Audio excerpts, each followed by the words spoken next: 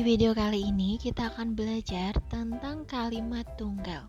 Nah, ini adalah pelajaran bahasa Indonesia kelas 3 bab 2. Apakah kalian siap? Kita langsung aja yuk belajarnya. Nah, anak-anak, sebelumnya kalian masih ingat gak tentang unsur kalimat? Apa saja sih unsur yang ada dalam suatu kalimat? Ini dia anak-anak, unsur kalimat. Jadi suatu kalimat itu terdapat beberapa unsur. Yang pertama adalah subjek, kemudian predikat, objek, dan keterangan atau biasa disebut SPOK. Nah, anak-anak perlu tahu subjek itu adalah orang atau pelakunya yang melakukan kegiatan. Kemudian predikat itu adalah kegiatannya. Objek itu bendanya. Kemudian keterangan itu bisa keterangan waktu, tempat, ataupun suasana. Anak-anak perlu ingat ini, pada pertemuan sebelumnya atau video sebelumnya juga sudah pernah dibahas ya. Nah, biar anak-anak lebih jelas, ini ada contoh suatu kalimat yang mengandung unsur tersebut. Contohnya, ibu memasak sayur di dapur. Ibu itu subjek, karena ibu itu orangnya yang melakukan kegiatan. Kemudian memasak itu predikat. Kenapa? Karena memasak itu adalah kegiatannya. Kemudian sayur itu adalah objek. Sayur di sini kata benda atau bendanya. Kemudian dapur, di dapur itu keterangan tempat.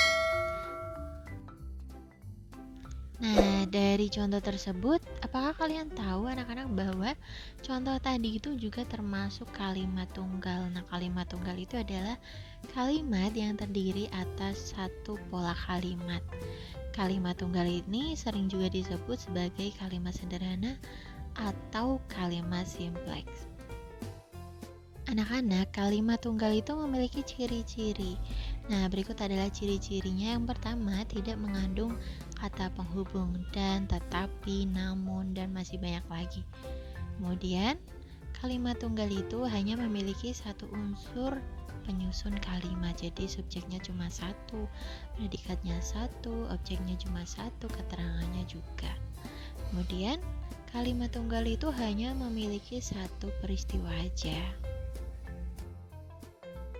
Anak-anak, ini beberapa contoh kalimat tunggal. Yang pertama, adik makan. Nah, di sini adik itu subjek, makan itu predikat. Jadi subjeknya cuma satu, predikatnya cuma satu. Jadi peristiwanya cuma satu, yaitu adik sedang makan.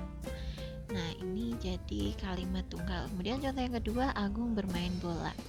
Nah, di sini anak-anak juga bisa lihat unsur penyusun kalimatnya hanya satu-satu.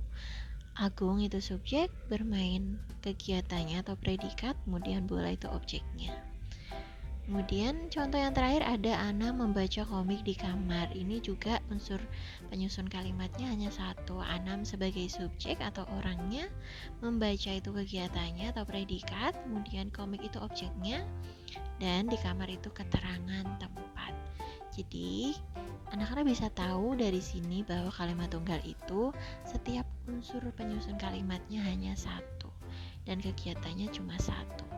Nah, sekarang coba anak-anak tuliskan contoh kalimat tunggal yang lainnya yuk di kolom komentar ya.